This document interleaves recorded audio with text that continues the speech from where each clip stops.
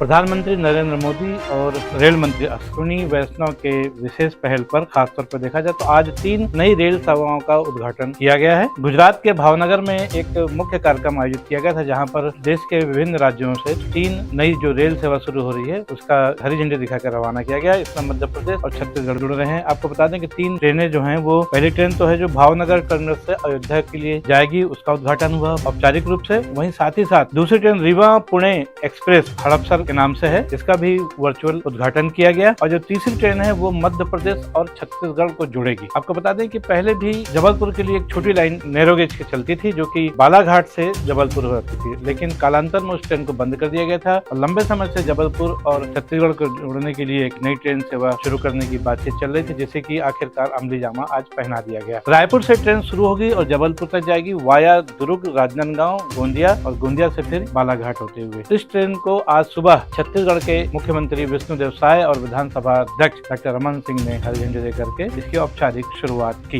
इस दौरान रेलवे के भी बड़े अधिकारी और अन्य नेता भी मौजूद थे। आपको बता दें कि डोंगरगढ़ और भेड़ाघाट 2 पर्यटन स्थल है, एक छत्तीसगढ़ में है और दूसरा मध्य प्रदेश में है। छत्तीसगढ़ में माँ बमलेश्वरी का जो मंदिर है डोंगरगढ़ में बहुत फेमस है। देश भर के नागरिक यहाँ पर दर्शन के लिए साल में 2 बार जरूर आते हैं। वहीं दूसरी तरफ जबलपुर का भेड़ाघाट विश्व प्रसिद्ध पर्यटन स्थल है, वहाँ पर लगातार कई राज्यों के लोग आते हैं। छत्तीसगढ़ से ये कनेक्शन टूट चुका था पिछले कुछ सालों से, जिसे आज फिर से स्थापित किया गया है। इस ट्रेन के शुरू हो जाने से सिर्फ पर्यटन शैक्षणिक गतिविधियों को ही बढ़ावा नहीं मिलेगा, साथ ही साथ व्यापार में भी बढ़ावा मिलेगा। और आज जब गुजरात के भावनगर में एक औपचारिक मुख्य कार्यक्रम हुआ इन तीनों ट्रेनों की शुरुआत का, उस समय केंद्रीय रेल मंत्री अश्विनी वैष्णव के साथ केंद्रीय मंत्री मनसुख मांडविया भी मौजूद थे। और वहीं मध्य प्रदेश के मुख्यमंत्री मोहन यादव वर्चुअल इनॉग्रेशन के लिए उज्जैन में मौजूद थे, जबकि छत्तीसगढ़ के मुख्यमंत्री विष्णुदेव साय और विधानसभा अध्यक्ष डॉक्टर रमन सिंह, रायपुर के सांसद बृजमोहन अग्रवाल, रायपुर के ही एक विधायक पुरंदर मिश्रा,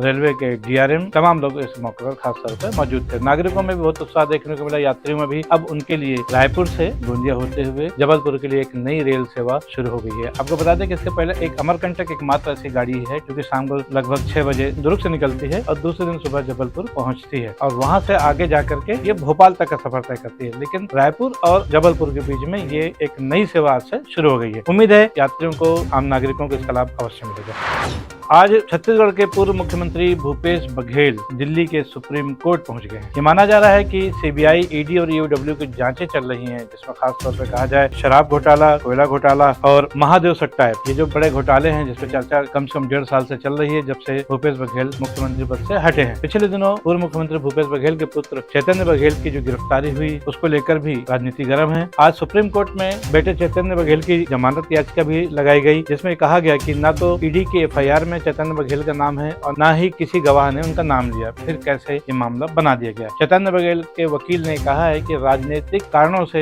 उनकी गिरफ्तारी हुई है और इसलिए उन्होंने बेल मांगी। वहीं दूसरी तरफ राजनीतिक हालात चल रहे हैं, जिस तरह से ईडी काम कर रही है, जिस तरह से ईओडब्ल्यू और सीबीआई काम कर रही है छत्तीसगढ़ में, कहीं न कहीं भूपेश बघेल को भी ये अंदेशा हो गया है कि एजेंसियां किसी भी समय उन्हें भी गिरफ्तार कर सकती है। इसलिए आज पूर्व मुख्यमंत्री भूपेश बघेल ने अग्रिम जमानत के लिए एक याचिका लगाई है। साथ ही साथ उस याचिका में उन्होंने ये भी कहा है कि एजेंसियां हैं, जो चाहे वो ईडी हो, चाहे सीबीआई हो, चाहे ईओडब्ल्यू की, उनकी जो जांच चल रही है उसमें पूरा सहयोग करेंगे। आपको बता दें कि 5 महीने पहले पूर्व मुख्यमंत्री भूपेश बघेल के निवास पर छापा मारा गया था ईडी की टीम के द्वारा। उस समय उनके घर में लगभग 10 घंटे तक जांच पड़ताल चली थी और तब 33 लाख रुपए कैश बरामद हुए थे। नोट गिनने की मशीन भी बुलाई गई थी। उसके अलावा उसी दिन लगभग 14 अन्य जगहों पर भी छापेमारी हुई थी। चैतन्य बघेल के जो करीबी थे उसमें दुर्ग और भिलाई के व्यापारियों के घर और व्यापारिक प्रतिष्ठान भी शामिल थे। बहरहाल पूर्व आबकारी मंत्री कवासी लखमा पिछले 7 महीने से जेल में बंद हैं। शायद इसीलिए अपनी गिरफ्तारी के आशंका के चलते उन्होंने आज सुप्रीम कोर्ट से अग्रिम जमानत की याचिका लगाई है। देखते हैं सुप्रीम कोर्ट में जबकि 2-4 दिनों बाद इसमें सुनवाई होगी तब क्या कुछ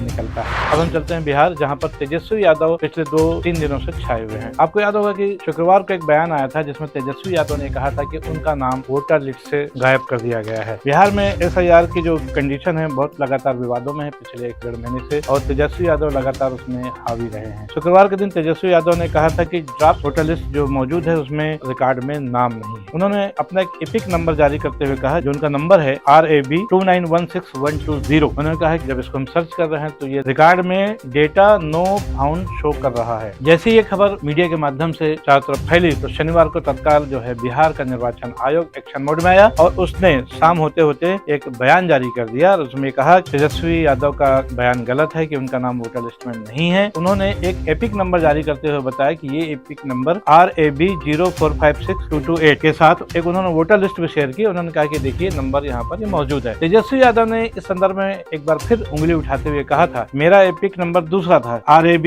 2916120। मेरा एपिक नंबर कैसे बदला? यदि मेरा बदला जा सकता है तो कितने लोगों का बदल गया होगा, कोई नहीं जानता। तो उन्होंने बिहार के निर्वाचन आयोग पर सवाल भी उठाए हैं, जिसके जवाब में बिहार में पटना के कलेक्टर D त्यागराजन ने बताया कि 2020 के चुनाव में जब तेजस्वी यादव ने अपना पर्चा भरा था तब जो उन्होंने एफिडेविट भरा था उस एफिडेविट में इसी एपिक नंबर का उन्होंने उल्लेख किया था, जो दस्तावेज आज भी हमारे पास मौजूद है। बहरहाल 48 घंटे के अंदर तेजस्वी यादव का जो एपिक नंबर से संबंधित दावा था फिलहाल उल्टा पड़ता हुआ नजर आ रहा है, क्योंकि पटना के डिस्ट्रिक्ट मजिस्ट्रेट जो निर्वाचन अधिकारी उन्होंने तेजस्वी यादव के बयान को झुटलाते हुए एक नया एपिक नंबर बताया भी है और वोटर लिस्ट भी जारी कर दी है जिसमें तेजस्वी यादव का नाम है। बहरहाल 3 से 4 महीने बाद बिहार में चुनाव होने हैं। मतदाता सूची को लेकर के लगभग 3 महीने से लगातार वहाँ बहुत विवाद चल रहा है। RJD के नेताओं का ये कहना है निर्वाचन आयोग मतदाता सूची को कहीं न कहीं उसमें गड़बड़ी कर रही है, लोगों के नाम काटे जा रहे हैं और इसकी वजह से वो चुनाव को प्रभावित करना चाहते हैं। और वहीं पर निर्वाचन आयोग की तरफ से ये कहा जा रहा है कि यदि कहीं किसी का नाम गलत है या 2 जगह लिखा हुआ है तो उसको अपडेट किया जा रहा है सूची को, इसलिए अगर 1 से ज्यादा जगह पर भी किसी का नाम है तो उसको हटाया जाना कानून सम्मत है। बहरहाल बिहार के चुनाव से पहले मतदाता सूची को लेकर के और पक्ष विपक्ष के राजनेताओं के बीच में बयानबाजी अभी और तेज होगी। उसमें और क्या क्या नए नए मुद्दे सामने आते हैं उस पर हमारी निगाह बनी रहेगी। बहरहाल आज की खबर में बस इतना ही। मैं हूं BD निजामी और आप देख रहे हैं न्यूज़ T20। हमारी ये खबरें आपको कैसी लगी इस पर अपनी राय अवश्य दें। खबर को लाइक करना न भूलें और चैनल को सब्सक्राइब करना भी। कल फिर मिलेंगे किसी नई खबर के साथ, तब तक के लिए दीजिए इजाजत। जय हिंद, जय भारत, जय छत्तीसगढ़।